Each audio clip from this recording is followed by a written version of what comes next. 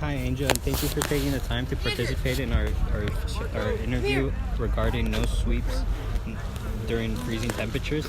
The first question is, have you ever experienced being swept and being told to move, or having your property taken, trashed, and then also if that has ever happened to you when you were not even at your campsite during freezing temperatures? Yes. May you please share with us what happened? We were in the collision. Actually, it was last winter. We were in the collision and we were getting warm. And they just showed up out of nowhere, and we got no written warnings. We were supposed to get a 3-day notice. We got no notice at all. And we came out, and my stuff was already gone. And the guy that was camped next to me, he had to fight for his stuff. And then he lost his stuff anyway, so we had to start all over, and it was in the wintertime. Yeah, I'm sorry. And that's not even fun. How did this affect you after the sweep? It affected everybody, because everybody was depressed. Everybody was out of supplies. Nobody had blankets. Nobody had nothing. Food, nothing. Everybody ended up sick too. It was a chain effect. Everything. Then the fight started. People were arguing with each other.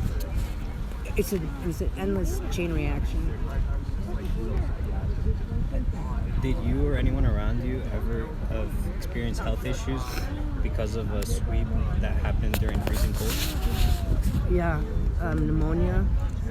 A lot of them got pneumonia. A lot of my friends did. Actually, we lost 2 people because of it, because we didn't have blankets or heaters or anything, and they didn't care. And because they're the police, they can do that, because if they don't give you a 2 or 3-day notice, they can write up anything they want to and say that they gave it to you and you didn't even get it. So, yeah, I lost a couple of friends that way.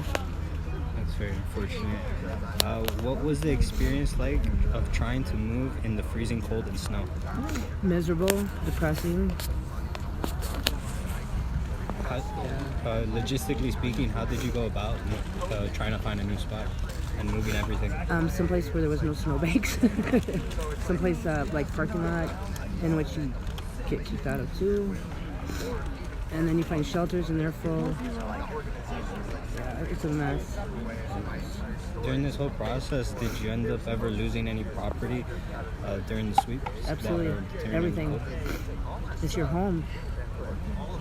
And losing your belongings, how did this affect you? Same result, depressing. It was chain reaction, you know. Were you able to get your property back? It takes days to get your property back. You have to start all over again with blankets, tents. You have to go to different resources in which you were just there the week before, so they don't want to give you any more stuff. So, and they don't even accept the cops took it crap anymore. So they got us kind of in a bad spot, rock and a hard place.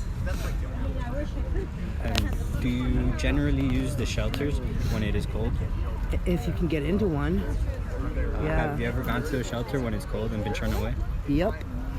And motel vouchers have been turned down for.